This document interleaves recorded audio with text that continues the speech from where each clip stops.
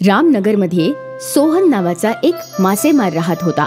त्याच्याकडे मोठी होडी होती, ज्याच्यात तो रोज जाऊन नदीत मासे पकडत असे. सोहन त्या गावातला सगळ्यात श्रीमंत मासेमार होता. सगळे मासेमार या कारणांमुळे सोहनवर खूप जळत असत. पण सोहन रोज सगळ्यांपेक्षा जास्त मासे पकडून आणत असे आणि बाजारात विकत असे. अरे सोहन दादा, तू रोज इतके मासे पकडून आणतोस, तुझी तर चांगलीच कमाई होत असेल ना? जे पण आहे ते देवाचे आशीर्वाद आहेत, त्याच्यामुळे सगळं व्यवस्थित चाललेलं आहे. चला आता याच गोष्टीवरून तुझ्याकडून आम्हाला सगळ्यांना पार्टी दे. असाच सोहनचा मास्यांचा धंदा व्यवस्थित चालत होता. सोहन मनाने खूप चांगला माणूस होता, म्हणून त्याचे मित्र नेहमी त्याच्याकडून पैसे काढून घेत असत. पण या गोष्टीमुळे त्याची बायको विमला खूप चिडत असे. काय मिळालं कोणाला आजपर्यंत समाजसेवा करून, आणि समाजसेवा करायची गरजच काय आहे? देवाने सगळ्यांना हातपाय दिलेत, स्वतः मेहनत करा आणि खा. तुझं बोलणं खरं आहे विमला, पण आता आपल्याला कुठल्याही गोष्टीची कमी नाहीये, आणि मित्रांबरोबर पार्टी करण्यात काय चुकीचं आहे? हा सगळा फक्त दिखावा आहे, दिखावा. गरजेच्या वेळी कोणीच मदतीला येत नाही. एकदा सोहनचा जुना मित्र रमेश त्याला भेटायला येतो. रमेशचा पहिल्यापासूनच सोहनच्या पैशांवर डोळा होता. काय रे मित्रा, तू तर फारच छान घर बनवलेलं आहेस, पण काय सांगू, माझा बिझनेस मध्ये खूप नुकसान झालं आहे. 2 वेळचं जेवायला सुद्धा मुश्किलीने मिळत आहे. हे तर फार वाईट झालं. जर काही गरज लागली तर मला सांग. पण रमेश दादा, तुमचे कपडे आणि चपला बघून तर असं अजिबात वाटत नाही की तुम्हाला खायची मुश्किल आहे. तुमचं पोट सुद्धा शर्टाच्या बटनामधून बाहेर येतंय. हे तर सगळं आधीच आहे. माझ्याकडे नवीन घ्यायला पैसे कुठे आहेत? सोहन रमेशला रडताना बघून त्याला काही पैसे उधारीवर देतो. रमेश तिकडून आनंदात पैसे घेऊन निघून जातो. पण विमला सोहनवर खूप रागावते.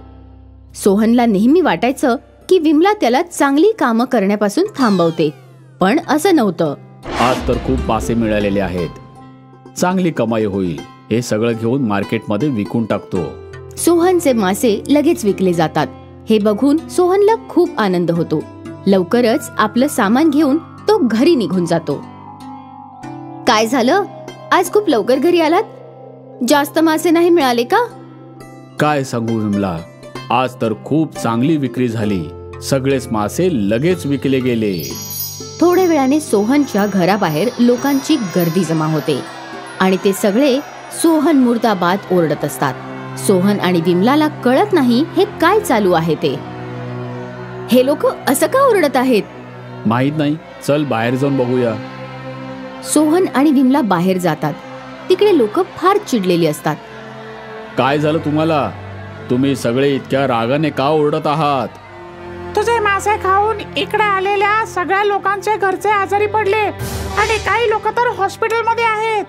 असं कसं होऊ शकतं? मी तर नेहमीप्रमाणे नदीतूनच ताजे मासे पकडून आणतो. ते काही आम्हाला माहित नाही.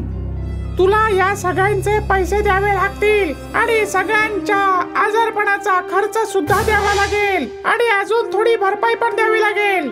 सोहनला कळतच नव्हतं की हे सगळं कसं झालं ते.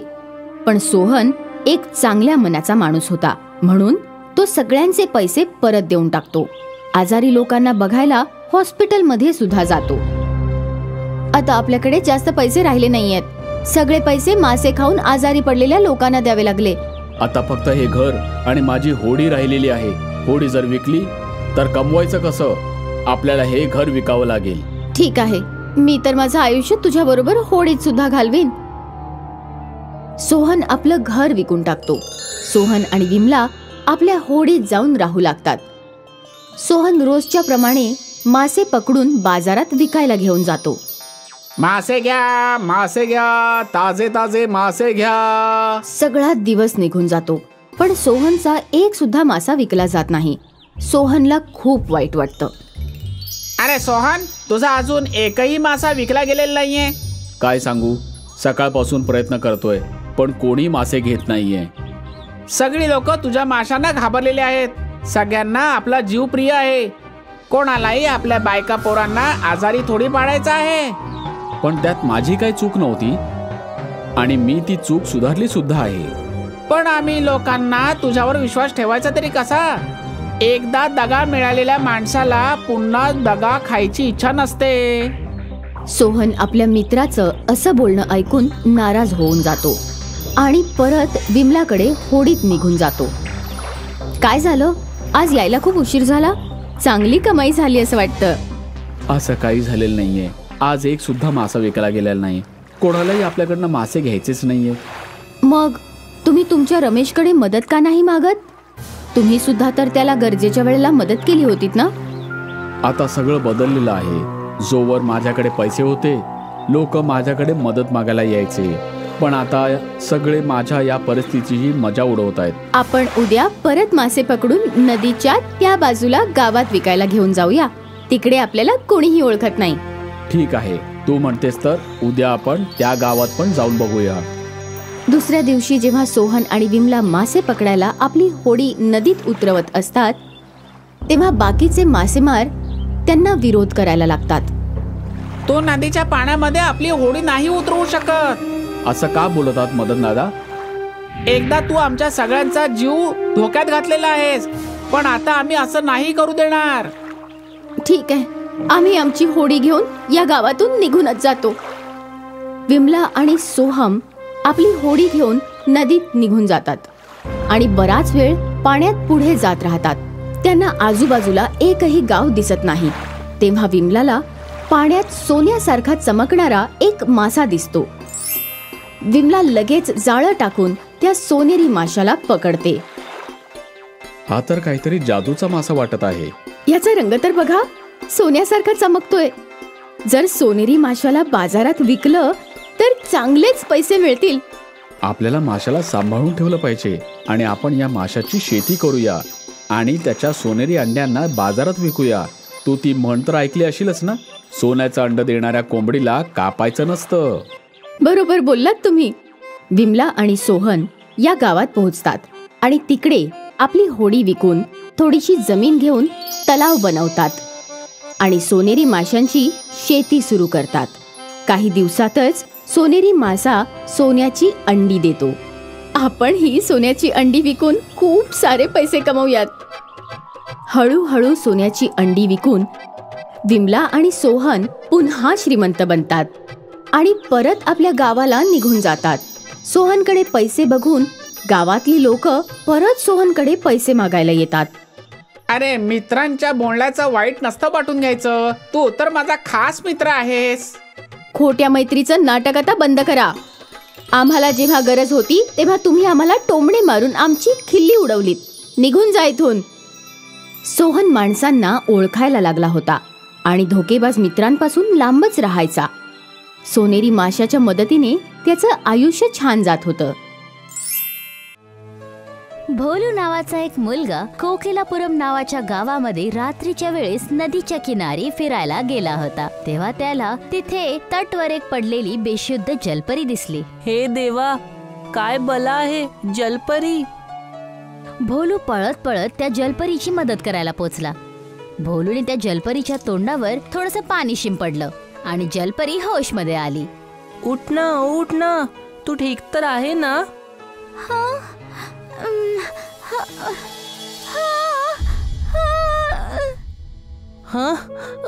तू तर घाबरूनच टाकलं. ओरडायला तर मला पाहिजे. कोण आहेस तू? मी आहे भोलू आणि हे कोकिलपुरम गाव आहे. खरं मानावं लागेल, जलपरी असते. अरे, तू रडत का आहेस? मी आपल्या कुटुंबापासून वेगळी झाली आहे आणि इथे येऊन पोहोचले आणि अजून काय? भूक पण लागली आहे. भोलू जलपरीचं बोलणं ऐकून हसायला लागला. दोघे जण एका दुसऱ्याकडून घाबरले नक्की होते, पण आता तो तणाव निघून गेला होता. भोलू त्या जलपरीला घेऊन आपल्या घरी येतो. भोलूचे आई बाबा त्याला बघून चौकले. अरे भोलू बाळा, हे काय घेऊन आला आहेस तू? अरे आई, ही कुठली वस्तू थोडी आहे जी अशी विचारतीये तू? जलपरी आहे, नदीच्या किनाऱ्यावर भेटली मला. बिचारी आपल्या परिवारापासून वेगळी झाली आणि खूप भुकी पण आहे, हो ना? आई, खूप भूक लागली आहे. आता प्रश्न नंतर विचारशील मीनाक्षी. या पोरीनं तुला आई पण म्हटलं. पहिलीला जेवण दे आणि आराम करू दे. नंतर प्रश्न आपण उद्या विचारून घेऊ. हो, जसं तुम्ही बोलता. मीनाक्षी जलपरीला जेवण खाडवून तिला आपल्या बरोबरच झोपवून टाकते.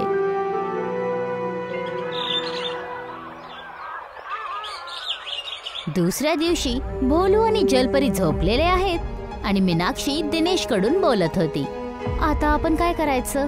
जर का आपण हिला आपल्या बरोबर ठेवून देईल तर काय ही आपल्या बरोबर मिसळून जाईल? गोष्ट तर बरोबर आहे तुझी, पण आपण हिला एकटं नाही सोडू शकत ना.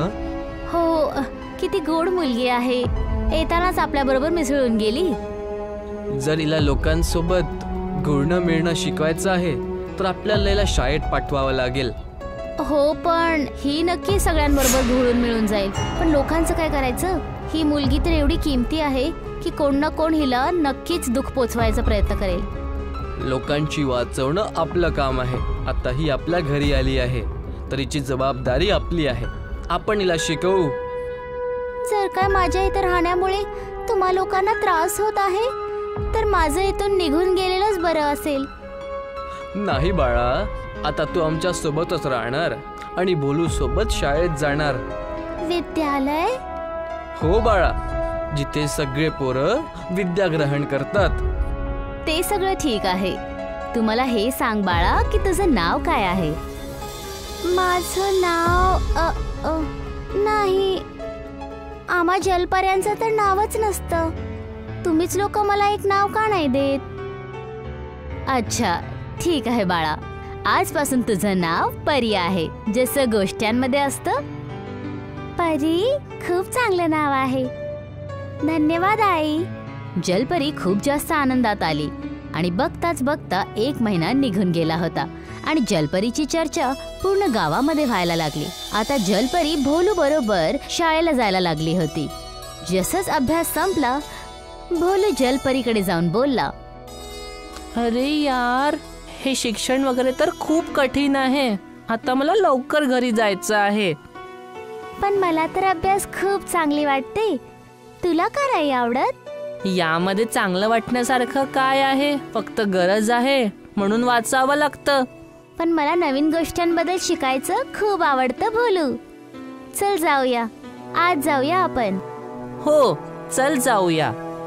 भोलूचं डोकं अचानक चक्रायला लागतं आणि तो खाली जमिनीवर पडतो. हे बघून जलपरी हडबडून त्याच्या जवळ पोचते. भोलू, भोलू, उठ भोलू, काय झालं तुला? उठ, उठ भोलू. तेव्हा तिथे ती टीचर येते आणि बघते की जलपरीच्या डोळ्यातून जे अश्रू निघत आहेत ते तिने आपल्या हातांमध्ये थांबवले आणि ते तिने भोलूला पाजवले. काय काय झालं इथे? मी कुठे आहे? भोलू, चल आपण घरी जाऊया. आता तू बरा आहेस ना? काय झालं? तू रडत का बरं आहे? रडू नको. असं कधी कधी होऊन जातं माझ्यासोबत. चल जाऊया घरी आता, चल. बेटा परी, तू हे कसं केलंस? ते मी तुम्हाला नाही सांगू शकत. अच्छा अच्छा, काही हरकत नाही बाळा. परी आणि भोलू आपल्या घरी निघून येतात आणि सगळी घडलेली घटना दिनेश आणि मीनाक्षीला सांगतात. बाळा, ही तर खूप मोठी बला होती जी भोलूवर काही वर्षांपासून आहे. ते काय आहे की याच्या हृदयात काही त्रास आहे ज्यामुळे हा काही वेळा बेशुद्ध पडून जातो. हो बाळा, पण ह्याचा उपचार करणं संभव होत नव्हतं. आई, तुम्ही काळजी नका करू. एका जलपरीचे अश्रू जर का तिच्या इच्छेने येतात तर ते कोणत्या रोगाला किंवा शारीरिक घावला संपवून टाकतंय.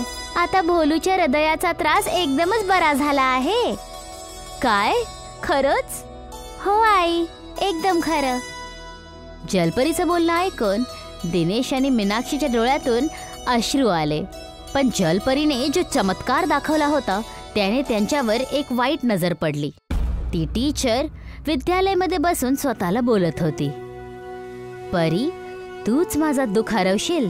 हो परी, हो. दुसरा दिवस आला आणि भोलू आणि जलपरी शाळेला आले होते. आणि त्याच शिक्षिकाने भोलू आणि जलपरीला काहीतरी सांगण्यासाठी थांबवून घेतलं.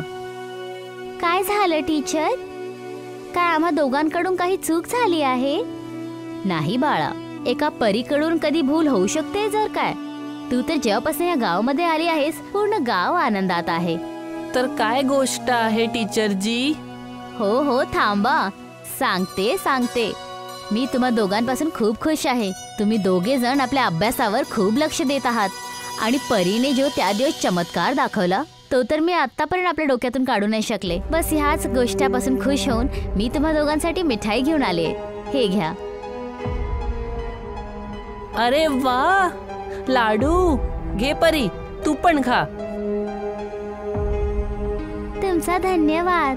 भोलू, धन्यवाद तर बोल. तुमचा खूप खूप धन्यवाद टीचरजी. खावा, चांगल्यापैकी खा. जसंच त्या दोघांनी त्या मिठाईला खाल्लं, दोघांचे डोळे एकदम धुंद पडले आणि दोघे जण जमिनीवर पडले. माझी परी, कशी वाटली माझी मिठाई?